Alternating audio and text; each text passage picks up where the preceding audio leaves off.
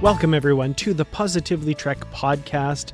I'm your host this week, Dan Gunther, and unfortunately, not with me this week is my regular co-host, Bruce Gibson, who has the week off.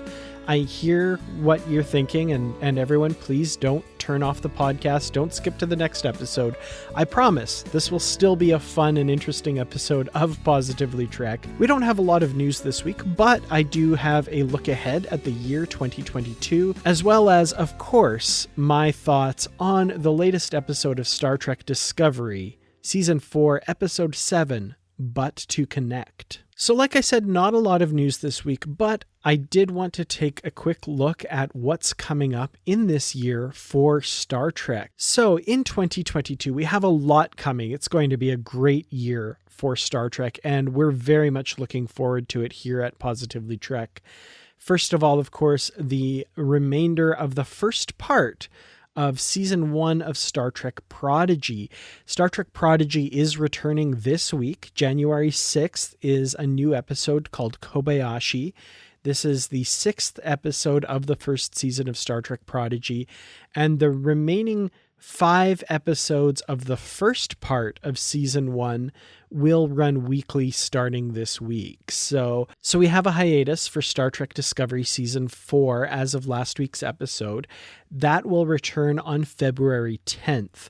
So I've looked at the calendar, and that means we get an episode of Star Trek Prodigy weekly for the next 5 weeks, and then after that, Discovery returns. So with the exception of the first episode of this most recent season of Star Trek Discovery, there's no overlap between Prodigy and Discovery as it airs on Paramount Plus and on other services around the world. So very much looking forward to that. But that, of course, is not all of the Star Trek that we're getting this year. So the remainder of Discovery Season 4 returns on February 10th, as I've said. And also this year, we are getting Star Trek Picard's second season. And we, of course, have seen the trailers for that. We're very excited for that.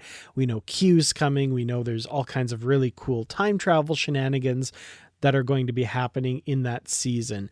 Now, the most recent information we have says that Season 2 is advertised as coming in February based on the trailer we got some time back. However, I expect that date to be pushed. The reason for that being that Star Trek Discovery, as I said, comes back on February 10th and airs the remainder of the 4th season from that point on, and that will put the end of Star Trek Discovery's 4th season sometime in March.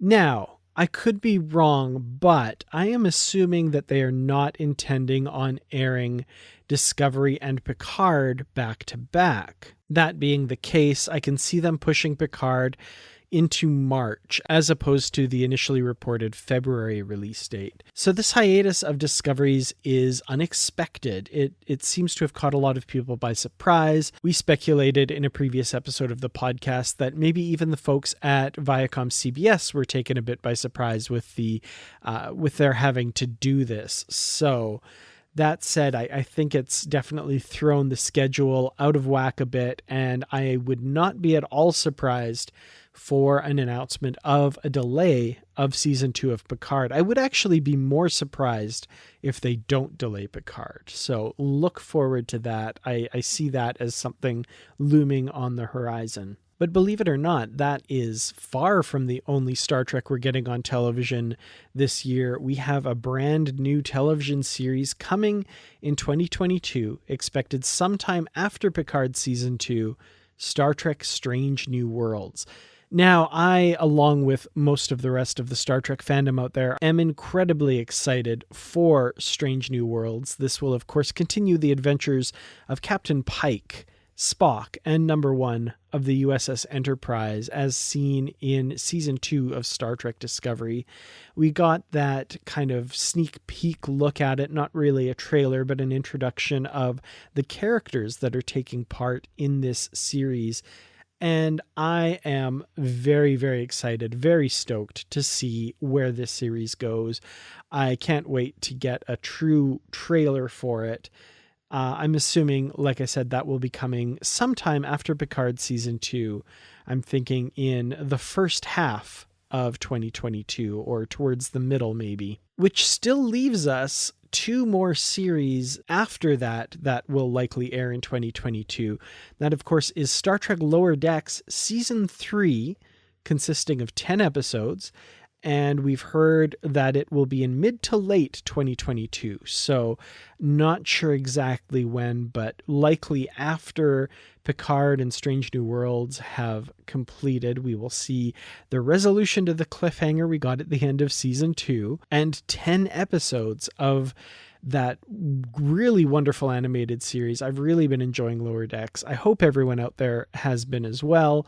We, of course, will be covering the episodes on this podcast, along with Picard, Strange New Worlds, Discovery, and Prodigy. And speaking of Prodigy, we have what is being billed as the second half of their first season. So the first half of Season 1 consists of 10 episodes, and we'll see the last of those airing in the beginning of February. The 10 remaining episodes will be airing sometime in 2022, and this is being called the second half of Prodigy's first season. So, man, we just have wall-to-wall Star Trek this year. It's going to be pretty close to year-round Star Trek. I haven't done the math on all of it. I know there's definitely not enough to fill up the entire 52 weeks, I don't think, but it's going to be pretty close. We're going to have a lot of Star Trek this year, so very much looking forward to that. But that's only part of what's coming in 2022 for Star Trek. Because if you look beyond what we see on the television screens, there's still a lot out there for Star Trek to be enjoyed.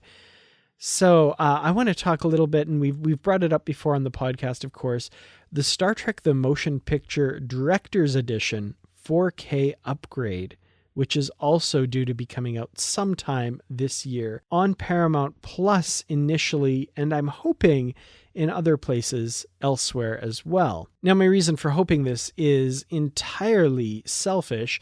I don't have Paramount Plus, and I'm assuming it's not going to be released that way here in Canada, where I live, hoping that it will be released on Blu-ray or 4K disc at some point, just because I very jealously want to see it. They've been doing a lot of amazing work with regards to this upgrade. And to me, the Director's Edition is the preferred version of Star Trek The Motion Picture. I bought that DVD when it first came out back in 2001. Wow, I can't believe it's been over 20 years since that version of the film was released. But there we have it. That is something that is going to really make me feel old. But yeah, 2 decades on, Paramount has brought that team back together to upgrade this film in 4K Ultra HD. The visual effects will be newly rendered and updated. And yeah, like I said, it will be on Paramount Plus first, but I'm hopeful there will be announcements that we'll be able to enjoy it in some other way as well. Now, of course, longtime listeners of Positively Trek and followers of Bruce and myself will know that we are big fans of the Star Trek novels. And every year we look forward to seeing what's going to be coming in the world of Star Trek novels. Now, unfortunately, there hasn't been a lot announced yet for 2022 for novels. Right now, on the schedule, there is only one book, a Star Trek Picard novel entitled Second Self by one of my favorite authors, Una McCormick. And that's scheduled for May 17th of 2022 at the moment. Now, of course, that's changeable. Schedules change all the time. I'm really hoping we're going to see that schedule fill out a bit more. However, I'm not thinking there's going to be much before then, because they're really running short on time to make any kind of announcements for books before that May 17th release for that novel. So I'm not really sure what's happening with the publishing world for Star Trek right now, but hopefully that, like I said, that schedule fills out a bit more. Now, Second Self is a novel that I'm really looking forward to. Like I said, Una McCormick, one of my favorite Trek novelists, and the back cover blurb for this book is interesting as well. It goes as follows. Following the explosive events seen in Season 1 of Star Trek Picard, Raffi Musiker finds herself torn between returning to her old life as a Starfleet intelligence officer or something a little more tame, teaching at the Academy perhaps. The decision is made for her, though, when a message from an old contact, a Romulan spy, is received, asking for immediate aid. With the help of Elnor and assistance from Jean-Luc Picard, Raffi decides to take on this critical mission, and quickly learns that past sins never stay buried. Finding the truth will be complicated and deadly. So I'm excited for this novel for a number of reasons. One, it takes place between seasons 1 and 2, which is pretty cool. We don't see a lot of that with regards to Trek novels these days, most of them being kind of backstories, with the television world being so tightly timed with regards to when these adventures take place. It's kind of, you don't usually have a chance to kind of squeeze a novel in there, but this story will take place between seasons 1 and 2.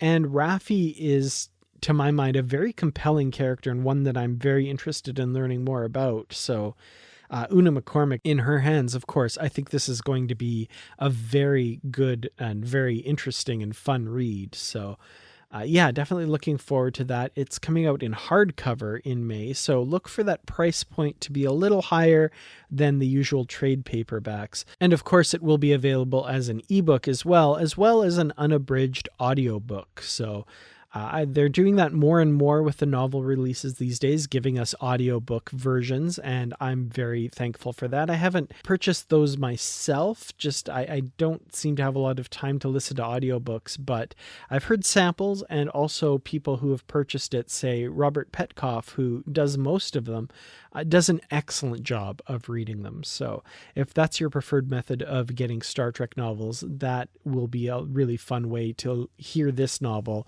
this time around as well. So yeah, pretty thin with regards to the book announcements. There are comics, of course, still coming from IDW. We'll have the continuation of the Mirror War. The first part of that came out in 2021. We'll have the remaining issues of that in 2022. That is a Mirror Universe story starring Jean-Luc Picard, the Mirror Universe version of the Enterprise and his crew as they wage war in their particular Mirror Universe way, as we've become used to. We also have these interesting Alien Spotlight comics that were recently announced by IDW. And yeah, IDW is going to be focusing on various alien species with extra long one-shot comics, and each one of these will be focused on a different species. The first issue is due in February, and it has a focus on the Klingons. And this particular issue will tell the story of Kahless, who of course is Kahless the Unforgettable, the legendary Klingon warrior and founder of the Klingon Empire. And later issues will focus on the Ferengi, Vulcans, Trill, and other species as well. So this looks to be a bit of an ongoing series of one-shots, and I'm really excited for these. I love IDW's comics work.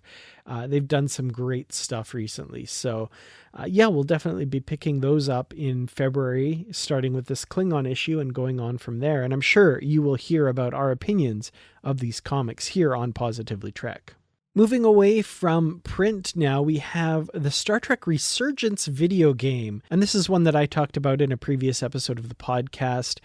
I haven't had a lot of time for Star Trek gaming lately, but this one just really looks to be right up my alley. Star Trek Resurgence is coming this spring, and it's set in the 24th Century Prime universe. It's a PC and console video game. And it looks to tell the story. You take on one of two characters, a first officer or an engineer. And this kind of storytelling gaming is something that I'm really interested in and kind of harkens back to some of the video games of old. So yeah, I'm really curious to get more of a look at this. We saw the trailer a few weeks back. And I'm really excited once people start getting their hands on this game this spring and start playing it. I'm still thinking I might get it myself. I haven't quite decided yet. But if I do, you'll certainly hear my thoughts on it as we move through this year in Star Trek. Now, something else coming this year that I've brought up again on the podcast a few times, something I'm very excited about and really flashes me back to my childhood, is the return of Playmates toys to the Star Trek universe. In the 90s, of course, we got all of those amazing Star Trek action figures, starting with the TNG figures, and then, of course, we got all the different series and stuff, these great detailed figures. I have so many of them still packed away somewhere, and I'm really curious to see what they have in store for us. They will be returning this year, promising, quote, attention to brand detail, authentic portrait sculpting, and new product innovations. So we haven't really gotten any major details on these yet, except that the line will feature figures from past series as well as current series. And of course, Star Trek Prodigy, I think, is going to be a huge tie-in for the kids market for Playmates. So I'm really excited to see those. And I'm sure a review of some of those will be forthcoming once they make their appearance on toy store shelves. And the final thing that I want to mention that I am looking forward to this year, I don't know that I'll be able to attend myself. In fact, it's probably very unlikely I'll be able to attend myself. But the Mission Chicago Star Trek Convention, the new official Star Trek convention, is taking place in April of this year, put on by Reed Pop. So there's been a few guests announced for this, and I'd like to do a feature on this in a future episode where we talk a lot about the guests who have been announced and who might still be yet to be announced. There's not a ton of guests have been announced yet, but I'm expecting more to come. And of course, we're still dealing with COVID. That's still a thing that's happening. So it'll be enlightening to see, of course, how far along we are by the time April comes along. If the situation has changed significantly, it's coming up fast. We're already in early January. April's going to come really quickly. So I don't know. I know Bruce is very excited about this convention as well. And as far as I know, still has plans to attend in person. I really hope he's able to. I would love to be able to. I unfortunately don't see it happening just financially and other considerations, but still very much looking forward to seeing how the new stewards of the official Star Trek convention will handle this new official convention. I'm very excited. So looking forward to that. So that's a lot of what I'm looking forward to in 2022. Is there anything that I didn't mention that you're excited about for the coming year in Star Trek? Please let us know. Reach out to us, positivelytrek@gmail.com, or hit us up on Twitter @positivelytrek. We'd love to hear from you. Is there anything you're looking forward to this year that maybe I neglected to mention here? I'd love to hear that from you. So after this brief break, I will be back to share some thoughts on the latest episode of Star Trek Discovery, But to Connect. Thank you to you, our listeners, for supporting Positively Trek, and to especially our patrons on Patreon. If you would like to contribute to Positively Trek and be a patron on Patreon, visit patreon.com/positivelytrek. You'll get perks like early access to episodes and bonus content.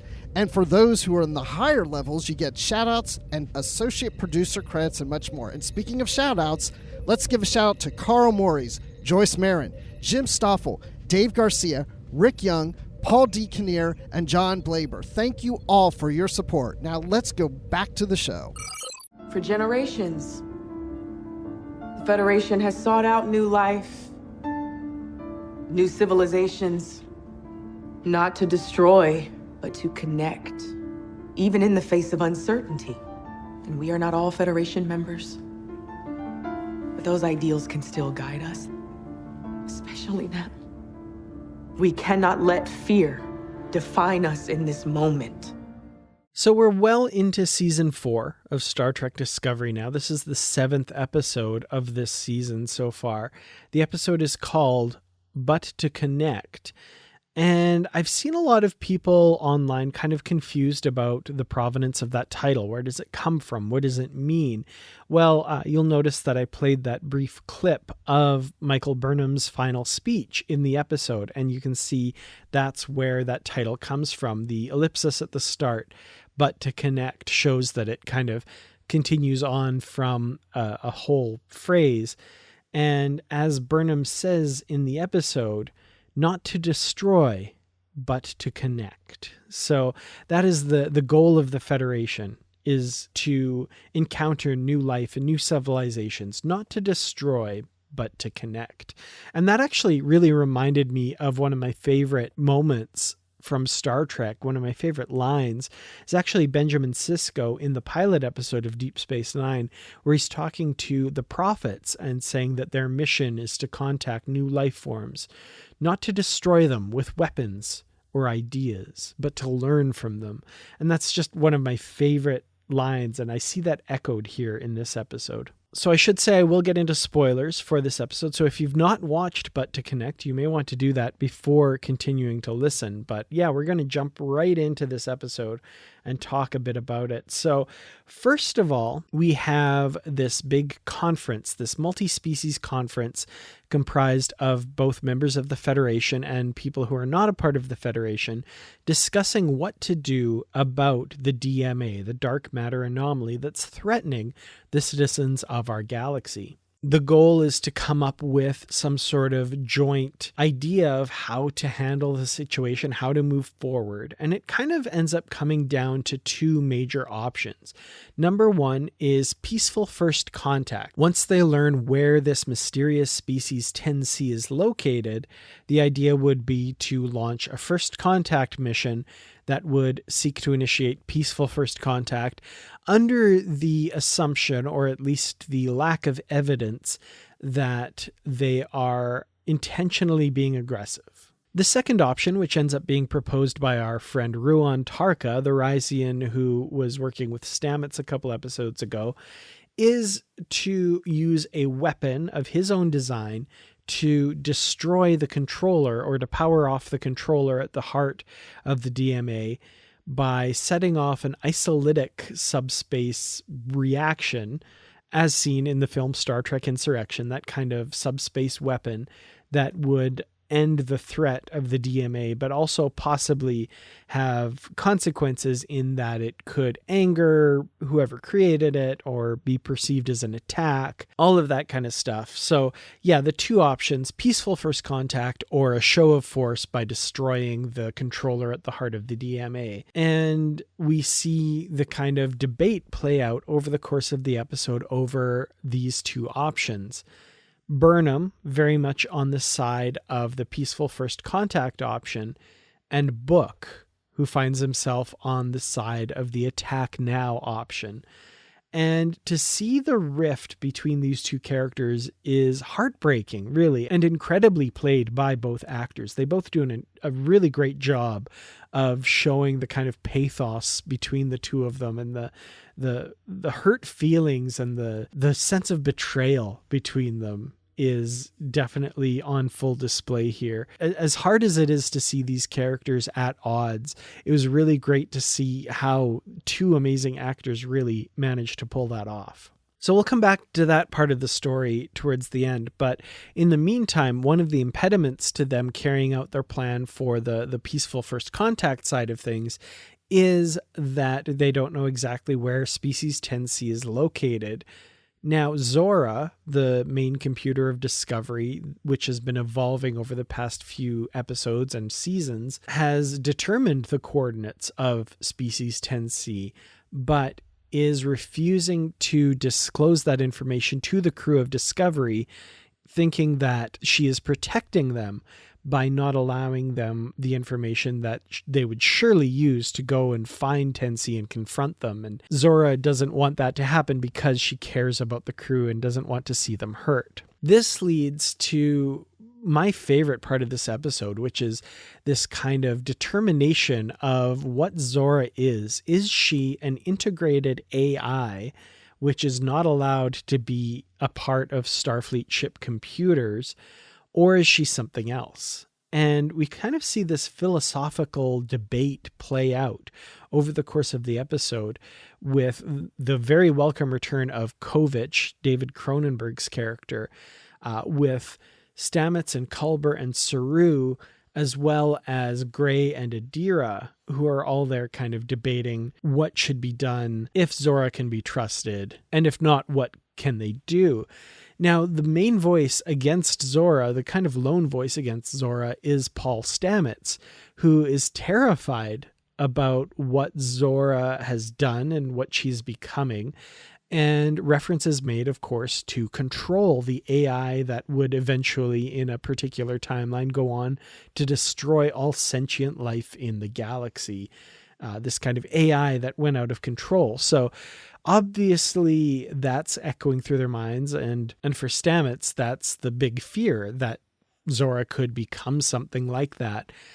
And I can't disagree with his fear. I think it's a very justified one. And I love that he sticks to his guns through the whole episode and doesn't merely relent because the group thinks that everything will be okay. He voices his concerns and makes clear the issues that he has and carries through on that to the end until he is actually fully convinced by the end. So this part of the story I thought was terrific. The exploration of what Zora is, it all very much reminded me of similar things we've seen in Star Trek before. The Measure of the Man from season 2 of TNG, Picard arguing for Data's rights as a sentient being, really comes to mind in this part. The whole speech of Picard's at the end of that episode, Starfleet is directed to seek out new life. Well, there it sits, waiting, referring to Data. And that ultimately is what Zora is determined to be as well, a new life form. And the final solution to all of this, where Zora becomes a specialist in Starfleet, I thought was an inspired choice. Very cool, because Starfleet personnel are required to adhere to a code of conduct and to swear an oath to represent the Federation and to uphold its ideals. And that solution is perfect in that it'll hold Zora to an accountability. And Stamets, of course, coming back with, you want us to trust you, but you have to trust us by giving us the coordinates and trusting that we will do what is right. That whole interplay was terrific. I think Anthony Rapp did an incredible job in this episode, as did everyone in those scenes, really kind of selling that argument and selling that debate. And the revelation at the end that Kovich has already made his determination, but Stamets talks to Zora and is kind of finally convinced and asks Kovich what Kovich would have done if Stamets hadn't agreed and hadn't been okay with it, even though he'd already made his judgment. And Kovich said, well, we would have transferred you to a different ship if you were uncomfortable with it. And I love that, in that it elevates Zora to another member of the crew. It's not, the organic people aboard the ship and then this other that we can order around and not give any thought to her own autonomy.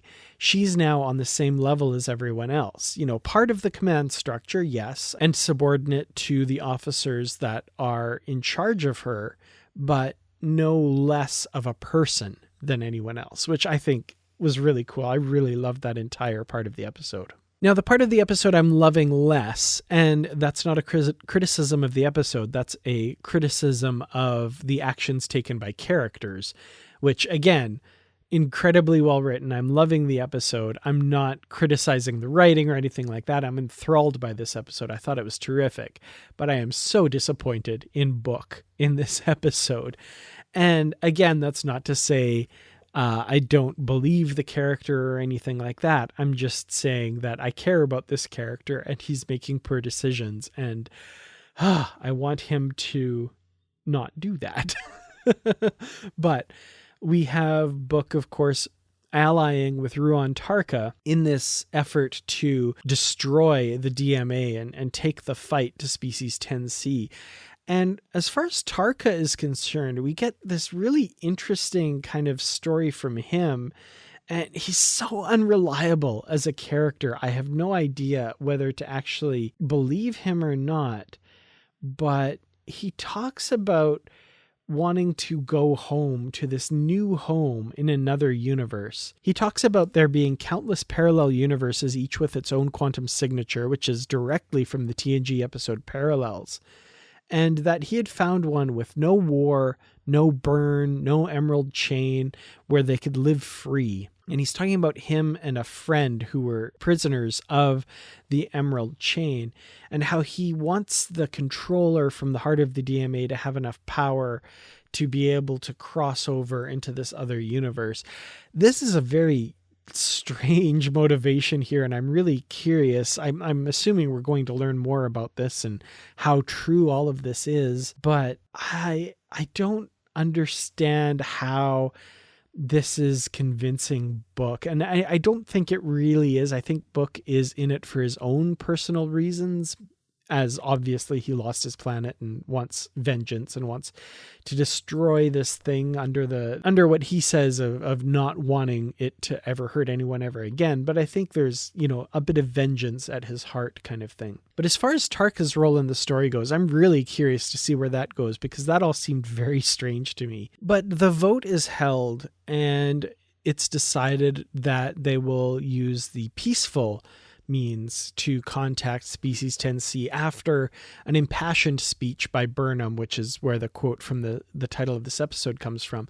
Now, that whole thing where Burnham gives that speech, that was right after Book gave his speech, which was, I think, equally impassioned and very, very moving.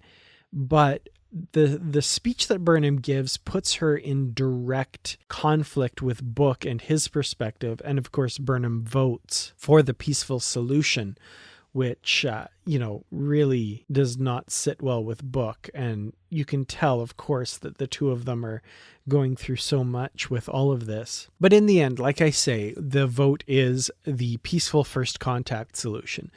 Now, of course, this doesn't sit well with Tarka and Book, and they steal the next generation spore drive, which Tarka has been working on with Aurelio. They install it aboard Book's ship and use it to escape Discovery and presumably go somewhere to develop this weapon that they will use to attack the DMA.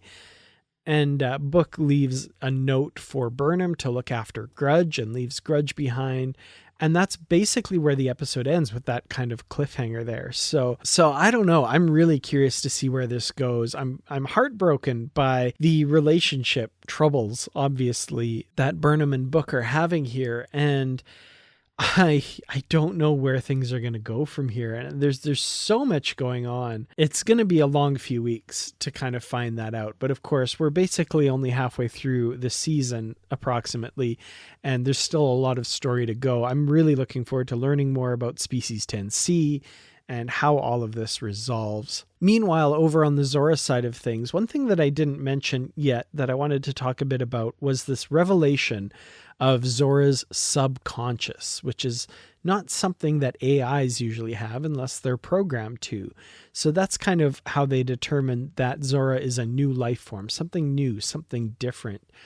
And this whole idea of a subconscious of Zora's got me to thinking. We have the Short Treks episode Calypso that first introduced Zora way back a few years ago, and we've been wondering how we get there. Discovery has apparently sat in a nebula for nearly 1,000 years with no crew aboard, only Zora, one shuttlecraft, and the ship looks like it did before it was upgraded to the NCC 1031A version that we have in season 3 and 4 of Discovery. And we wonder, how is this possible? Well, we've had some clues that, there's the programmable matter. Maybe she could change herself really quickly, somehow change the ship. I have I don't know that it's a full-blown theory. I don't know if I really believe this is the direction they'll go, but it's kind of another possibility that's been opened up. We learn about Zora's subconscious in this episode, that she dreams. What if Calypso was just a dream that Zora had, a possibility, a what if? I don't know that this will be the case. I'm not sure which way I lean, but it's definitely a possibility that occurred to me with this episode. So I'm curious what people think about that. Would people be satisfied if Calypso was just a dream of Zora's, or would you rather see them actually work towards that actually happening somehow? I don't know. I'd love to find out what people think, but it's definitely a possibility now. So with all of that said, I kind of want to sum up my feelings on this episode. It's, again, I think a really solid episode. It's really well put together. It's another one of those episodes where I really can't find any fault with it. I think pacing wise and story-wise. It's just a very well done episode. And what's interesting is there's no real action scenes. There's no fighting scenes. It's just mostly people talking. But it is such a Star Trek episode at its core. The ideas that it discusses. What is a life form? What is sentience? What is the proper course for the Federation and its allies to take in the fight against the DMA? So many Star Trek concepts are in this episode and very well done that I just was grinning watching this episode, knowing that the ideals that I grew up with in Star Trek are continuing in this show. So fundamentally, I just really loved this episode for those reasons. Now, on a more surface level, this is a really cool episode because there's some neat callbacks, some returns of characters. We have former Captain Ndoye from the season 3 episode People of Earth from the United Earth Defense Force. She shows up here as a general representing Earth and also reveals that Titan has joined United Earth. As we saw in that episode, they were in conflict and now they're joined together. That was really cool to learn that. The aliens, the various species that we see at the conference, there's so many familiar species that we see there. Of course, the Lurians who look like Morn. That was cool. But apparently there's also Zindian sectoids that are there, as well as a lot of other species that we've seen before. So really cool that they're paying close attention to detail and showing us those different species and callbacks like that. And finally, I would be remiss if I didn't mention the wonderful scene between Saru and President Turina of Navarre. Definitely seeing steps towards that romance brewing there. They're so cute together. I love that Saru kind of stammers a bit when he's talking to Turina. He's so nervous and a little bit flustered. And Turina's reaction to Saru's gift of the succulent to make the Kelpian tea out of was just so charming. And I love those two together. Their chemistry is so much fun to watch. So I'm hoping we see more of them throughout the season. So yeah, overall, I have to give this, I'd say 5 out of 5 next generation spore drive jumps that look really cool. When Book's ship jumps away, that looked really cool. What it represents kind of sucks, of course, that he's betraying Burnham and going on this rogue mission with Tarka, but the actual effect of it jumping away with the spore drive, that was pretty cool. So I look forward to hearing what people thought about this episode. Make sure to leave a comment on the post for this episode in the Positively Trek discussion group. You can also reach out to us, positivelytrek@gmail.com, on Twitter @positivelytrek. You can also find me on Twitter @Kertrats, that's KERTRATS, youtube.com/Kertrats Productions. And of course, if you want to help out the podcast, we really, truly appreciate all of our Patreon supporters, patreon.com/positivelytrek. We could not do this show without you. Bruce Gibson will be back next week. Thank you so much for listening to me blabber on for the past 3/4 of an hour. I hope you enjoyed this episode. Again, let me know what you thought of the most recent episode of Star Trek Discovery. And next week, we return to Star Trek Prodigy with the 6th episode of Season 1, Kobayashi. And I look forward to speaking with all of you then. Until then, as always, stay positive.